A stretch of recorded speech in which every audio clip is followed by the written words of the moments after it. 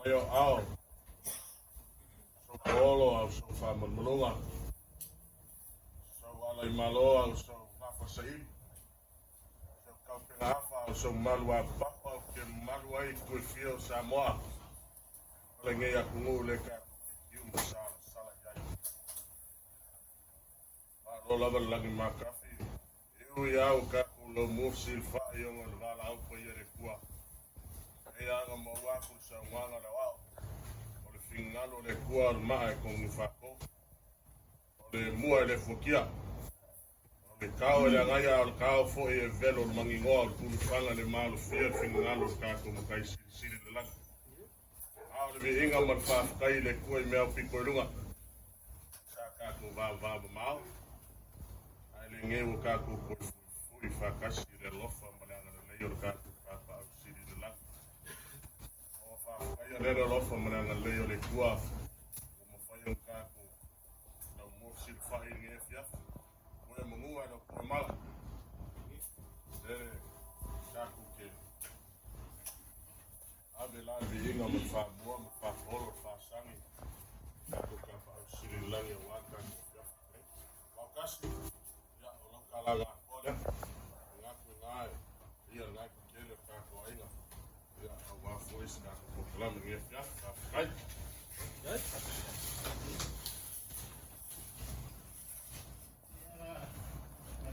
Really, they know what's I want. You're like a kid. Yeah, oh, you're not more for the car. Yes, I'm one. And I say,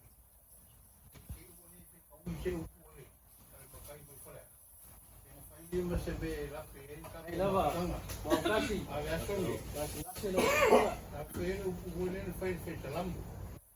If you were fat, I was a minute.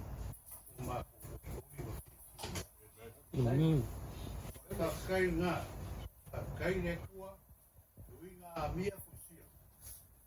Ya era mo ka ko peso I ko ma. Isa mo na ko ma ta so. Ko ma ko wala. Ya. Yo ko ma ro. También ya le tiki. Ka ma ru ru ko vai.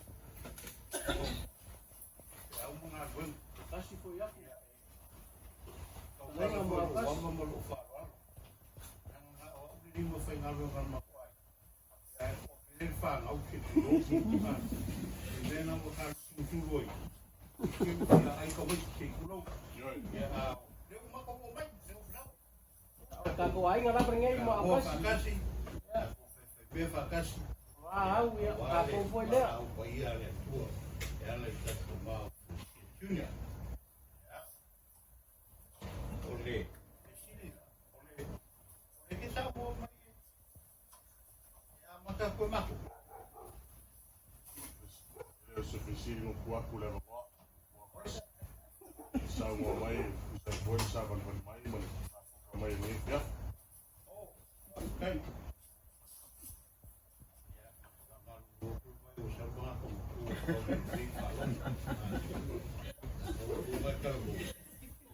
Ele pega o carro.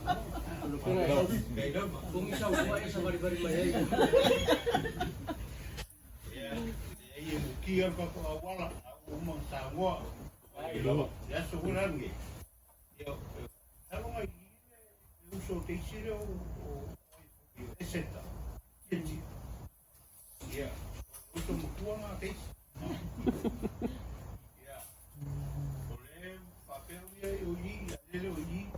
Ya ele fai no inga yo kinai. Ya. Yo mako, mako. Vai. Malawa ko friend. Ya. When sa mga tuyo ya. Sa. Ako ni sa skupi. Ako vo ye mengi konga. Ayo mai. Kako karkar mo ya Foisia. Esku fomo Foisia. Mali. Mo furi mo mavu. Nada ka karkar mo Foisia ko yu foi. Foisia fai.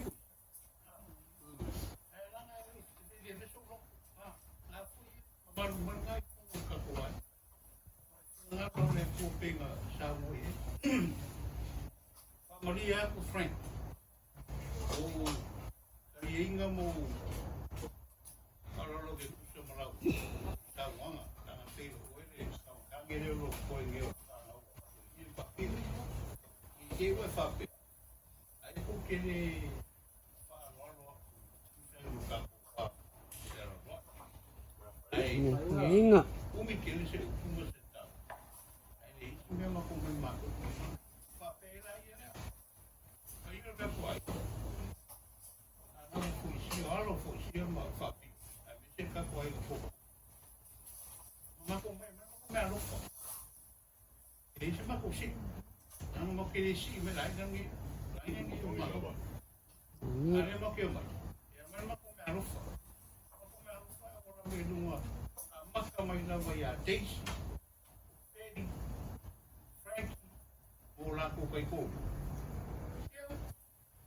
Lo o le au bisa fua ia mal au Foisia. Ya ba. Ya. Ai macut. Ya mesti macut. Ada juga fikir makin lupakan siapa.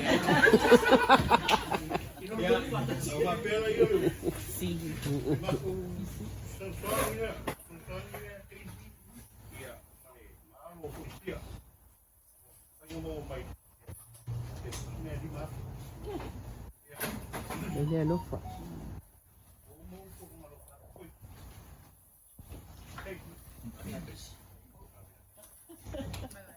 Ora mai ke uma o mo chama.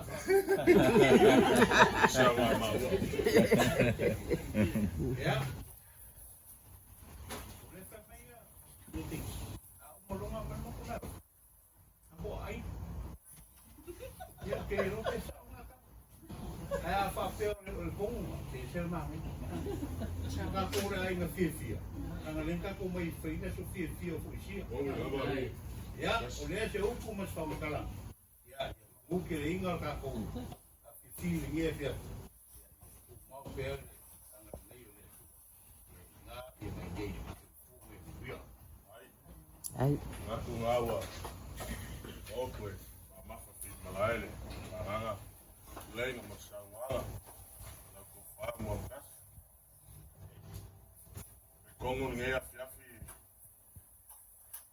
Okay. Mga kwaile. Kalenga mapesa wa malikwa. Wewe nga se selpap. Vai voor de lauwe leden. Het is zo laat waar je verlek. Hij maar voor en zo. En dan willen we voor een keer koud ja. Ai. Zo maar.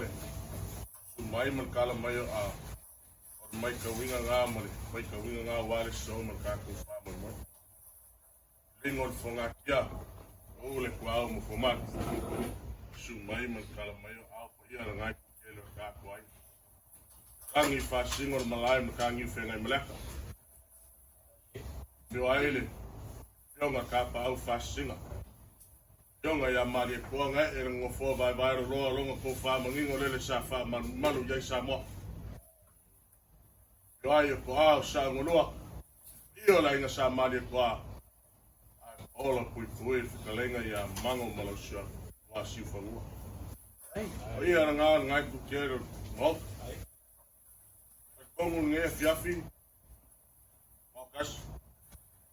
Kapa fuelo swafa le sekuli ubani. Mori aku le nganga fa kai. Le nganga fa malo.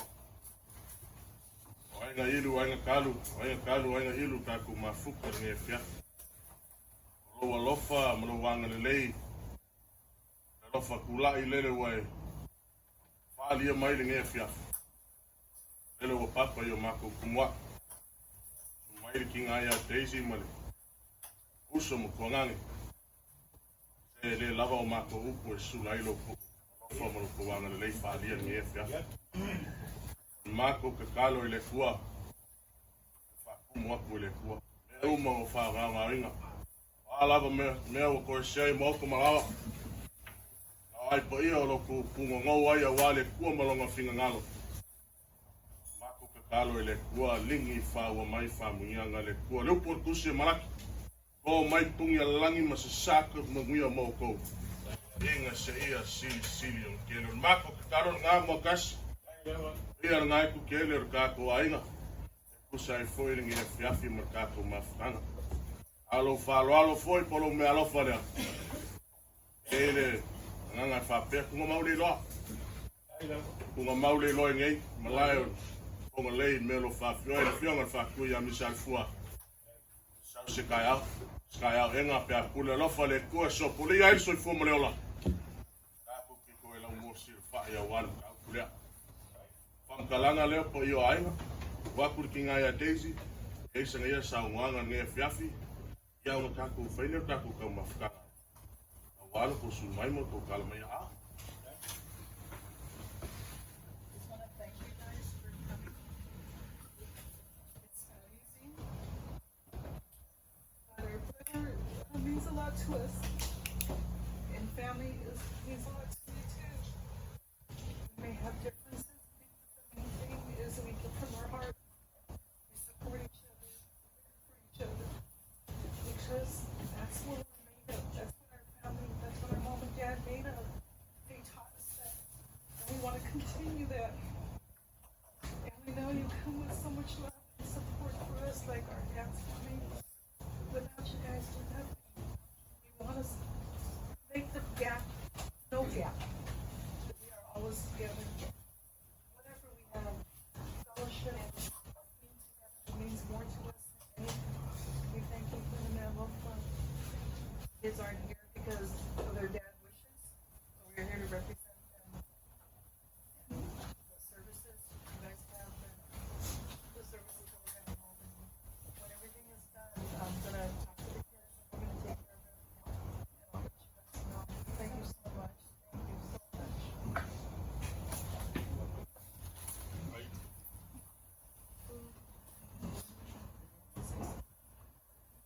You said it all. Kung sao le ai, koe ese upu koe fasili, lea ua, te kau i fona te o lea koe upu. Ana, mai tako ka mafutanga. O sana ua lea fo aso ele i. Kuia ni mo mangu se pulo. Ya, sau lor ka ko me ai. E ke te whaalomo ai te tamuanga ulo. Mana e tamuanga pe ulo, langa e vai. E kaukana no wama mo whaarau. Te whaarau me nā mea ka koe na toki poke. Paua ne mea kui kupai. Mo fua ma au fua whiawhia. Ani waina ma au whiawhia. Nā makire ma. Korangi. Koe o ia le koe. Ia lava. Ai sau sau wanga kuio. Ai no pa kokoro wai. What's in the heart?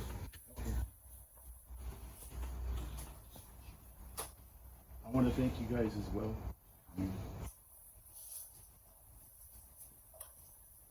I hope I didn't offend anybody when I text everyone. I just wanted to give options of what was going on within the family. Because when my nephew asked us that they were going to take care of this, and this, that was everything. So I go, wow, great. You can give everybody a break because, you know, at the back-to-back, they lose their mom, then they lose their dad. So, you know, and then because of the gouging prices in all of the America, it's killing everybody. I mean, you know, everybody's hurting. You know, so it was just more of a, you know, like you got choices. You know, you don't have to come. You can come, and if you do, let's break bread and talk stories about Foisia. You know, basically that's what it comes down to. But you know, we do thank you because now that you guys came and everything, you know, we know that you guys came from the heart because you guys still gave and everything. Man, wow, it doesn't get any better than that. That's bottom line right there. Well, you know, that's basically it. But I think we're all, you know, we're all going to be on the same page. I think everything's going to turn out well. And like I said, I apologize if I offended anybody because that's the last thing. That's the last thing I wanted to do. I just wanted to be clear. I wanted it to be out there that everybody knows what we were doing, just to give everybody the you know, the option to do it or not, because we didn't. I just felt that it was okay whether you come or not, because we're all still family. We're all blood. We all, we're all cut from the same cloth. So that was basically. It's okay, thank you. Thank you very much. Somebody sent me a picture. Oh, that was me. That was you? It's a picture of Mom's Ruby, Rooster, Wilson, and Lisa. Man, I was so cute when I was. Oh, yeah. I'll never forget. Anyway,